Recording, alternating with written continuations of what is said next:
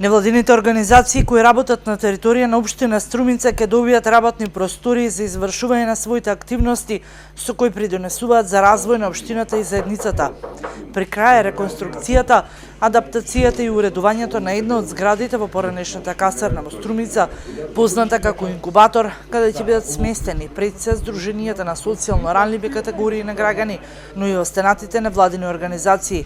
Невладиниот сектор е наш партнер, кој што со своите проекти и идеи дава голем придонес за развојот на нашата општина, вели првиот човек на општина Струмица, Коста Јановски. Се работи всушност за обезбедување на простори на социјално ранливите категории на наши сограѓани, кои што долго време исто така има потреба од вакви простори во кои што ќе можат своите активности непречено да ги остваруваат.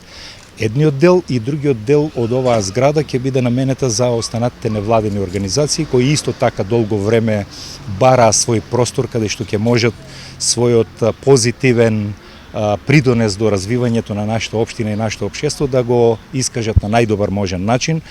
Впрочем, тоа беше ветено и во нашите предизборни програми, мојата лично и заложбата беше тоа ветување да се оствари. Се разбира дека наидовме на разбирање од некои други наши партнери или би кажал луѓе кои што сакат да помогнат. Владата на Република Бугарија донираше 138.000 евра за овој проект. Проектот доби пари од Фондацијата Отворено општество на Македонија, а со своји средства учествува и општина Струмица.